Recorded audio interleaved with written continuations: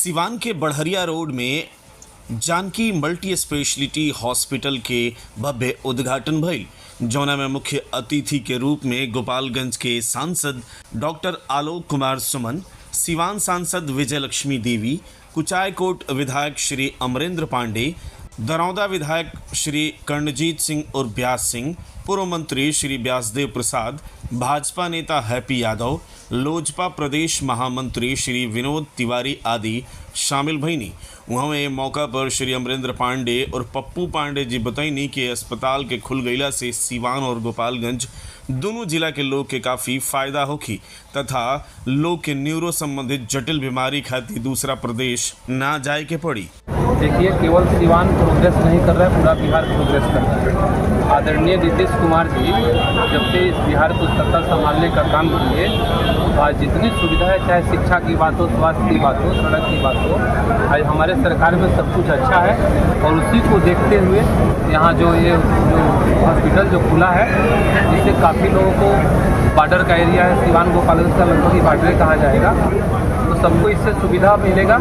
और आने वाले समय में भी जो सरकार के द्वारा जो मेडिकल कॉलेज खुला, चाहे सिवान में हो रहा है, अभी गोपालगंज भी उसका टेंडर होने जा रहा है, तो हमारी सरकार इस सब पर ध्यान दिया है और हम लोग विकास कर रहे हैं। और पहले वाला बिहार नहीं रहा है जिसमें अपहरण और मर्डर होता था, और इसमें केवल विकास होता है।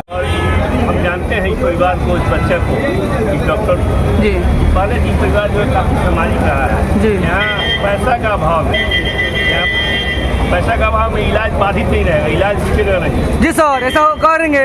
बिल्कुल पैसे का अभाव में इलाज बाधित नहीं रहेगा ना, फ्री में इलाज करेंगे ना। बिल्कुल निसंकोच, पूरा जनता दिख रही है आपको। बिल्कुल निसंकोच। सुनिए ना, पैसे के अभाव में इलाज जो है बाकी नहीं रहेगा और रुपया में उचित व्यवस्था के साथ जी जो जिला में हमको लगता है कि इससे अच्छा, इससे बढ़िया, इससे उचित मेरे समझने से नहीं है। जी। और सीमान की पहचान की बात आप बोले हैं, सीमान के हम एक कार्यकर्ता के रूप में रहते हैं और आजीवन कार्यकर्ता रहेंगे। वो तो सर आपकी बड़ापन है, लेकिन सर आपका प्रति मेरा शुभकामना है, धन्यवाद है। बढ़िया काम करेंगे, हमको आशा ही नहीं, विश्वास के साथ हम कर सकते हैं।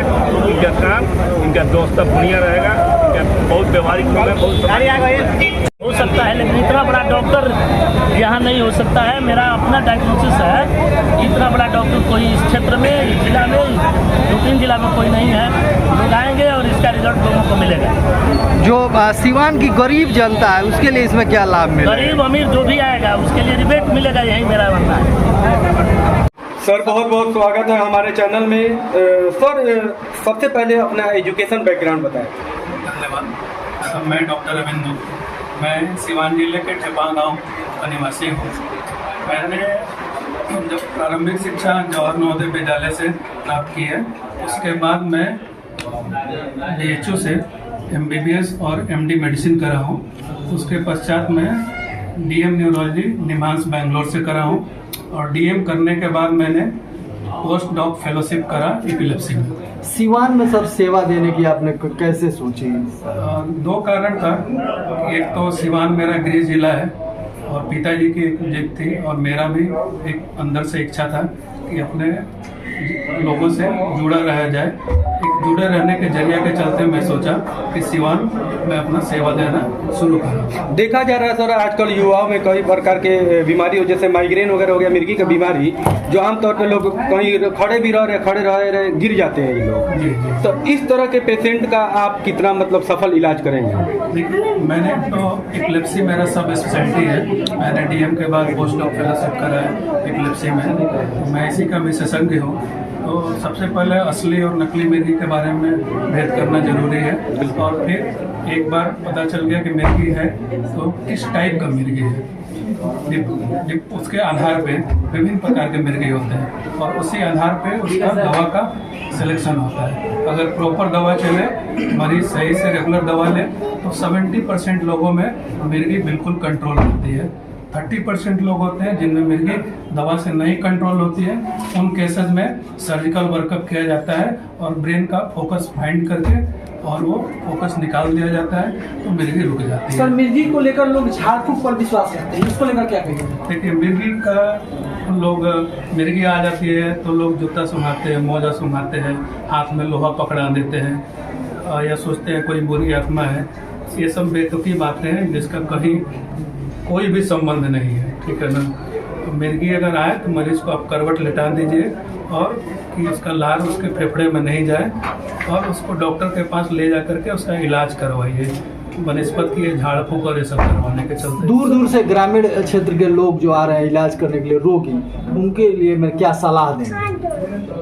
देखिए, लोगों के लिए या आम मरीजों के लिए एक सलाह ये है कि सारे न्यूरो के डॉक्टर को मरीज एक ही समझते हैं, बोलते हैं कि हाँ न्यूरो के डॉक्टर हैं, भले ही न्यूरो सर्जरी की बीमारी हो या न्यूरो मेडिसिन की बीमारी हो या फिर साइकेट्री की बीमारी हो। ये तीनों बीमारियां अलग अलग होती हैं, लेकिन लोग एक ही डॉक्टर के पास चले जाते हैं कि हाँ न्यूरो के डॉक्टर हैं, न्यूरो के डॉक्टर हैं। सर्जन के पास भी चले जाते हैं, साइकेट्री वाले न्यूरोलॉजिस्ट के पास चले जाते हैं, न्यूरोलॉजी वाले साइकेट्री के पास चले जाते हैं। कई बार ओवरलैप होता है, कुछ बीमारियों को दोनों तीनों टाइप के लोगों को देखने की ज़रूरत होती है, लेकिन ये मरीजों को एक क्लियर रहना चाहिए कि हमको मेरा बीमारी किस डॉक्टर को दिखाना है। ये चीज़ पहला जानना जरूरी है। दूसरा चीज़, डॉक्टर के पास आप आए, अपना मुख्य प्रॉब्लम के बारे में बताएं, शुरुआत से अपनी प्रॉब्लम के बारे में बताएं और क्या दिक्कत है आपको, किस दिक्कत की वजह से आना हुआ वो बताएं और जो जो आपका इलाज चला है वो सारा डॉक्यूमेंट, सारा इलाज ले करके आए। आमतौर पे मरीज आते हैं, अपनी बीमारी के बारे में कम बताते हैं और बताते हैं कि फलाना डॉक्टर के पास गए, गोरखपुर गए, पटना गए, इस बाबू से दिखाए, उनसे दिखाए। इन सब चीज़ों का कोई अर्थ नहीं निकलता है और डॉक्टर का और पेशेंट दोनों का समय बर्बाद होता है। सर, यहाँ पे कौन कौन सी बीमारी का इलाज होगा और एड्रेस क्या है? एड्रेस है Janki hospital, Bindusar hospital road, Shiv मंदिर के पास। यहाँ पर 2nd और 4th संडे एवरी मंथ को मैं आऊँगा। बाद में मैं प्रत्येक संडे को आऊँगा और इलाज के बारे में न्यूरोलॉजी से संबंधित, मैं न्यूरो फिजिशियन हूँ, तो न्यूरोलॉजी से संबंधित जो भी बीमारियाँ हैं, जैसे लकवा हुआ, पैरालिसिस हुआ, नसों की प्रॉब्लम हुई, स्पाइनल कॉर्ड का प्रॉब्लम हुआ, मिर्गी हुआ, हाथ का कांपना हुआ, पार्किंसन रोग हुआ, डिमेंशिया भूलने वाली बीमारी हुई या डिस्टोनिया जिसमें हाथ पैर टेढ़ा होने लग जाता है, कई मरीजों को बोटॉक्स का इंजेक्शन लगाना पड़ता है। इन सारे चीज़ों का मैं इलाज स्वतः दूंगा। सर, यहाँ का टाइमिंग क्या होगा? सर, टाइमिंग आपको बैठने का? वही 2nd और 4th संडे सुबह 9 से लेकर के और जब तक पेशेंट रहे। मैं मरीजों से, सब लोगों से मैं आग्रह करता हूँ, नंबर है, नंबर से आप लोग बुकिंग करा लें, अनावश्यक आपको इंतजार न करना पड़े, नहीं तो आपको भी झुंझलाहट होगी, वेट करना पड़ेगा। उस हिसाब से मैं अपना भी समय व्यवस्थित कर लूँगा और जो भी लोग नंबर लगाए रहेंगे सबको मैं देख करके जाऊंगा, चाहे रात 9 बजे या 10 बजे। कोशिश से है कि आए और मेरे एक्सपर्टाइज का फायदा उठाएं और अपना सेवात बनाए रखें। ठीक है सर, गरीब मरीजों के साथ लूटा जाता है, जैसे नुकसान में जाने के बाद। जी जी। गरीब जो असहाय जो मरीज होंगे उनके लिए क्या सुविधा रहेगा? देखिए, हर विभाग में, हर तालाब में गंदी मछली है, ठीक है, वैसे ही सब जगह है और पैसा एक बहुत बड़ा बाधक है अच्छा इलाज प्राप्त करने में। लोगों से मैं यही बोलता हूँ कि आप लोग शुरू में ही हेल्थ इंश्योरेंस ले लीजिए, क्योंकि इलाजें हैं, लेकिन इलाज होने के साथ साथ अत्याधुनिक इलाजें महंगी हैं। और रही बात मेरे से दिखाने की, तो कोई जिसको जो बन पड़ेगा दे देगा, हम रख लेंगे। हम तो इसी शहर के हैं, इसी शहर के बेटे हैं, जो देंगे रख लेंगे। आयुष्मान कार्ड भी सर वैलिड है क्या? आयुष्मान ओपीडी सर्विसेज है, तो ओपीडी सर्विसेज में आयुष्मान कार्ड का कोई जरूरत नहीं पड़ता है। सर, एक बार परिचय बता दें। हाँ, परिचय, मैं doctor Ravindo, DM neurology, post doc fellowship, epilepsy, NIMHANS, Bangalore. धन्यवाद।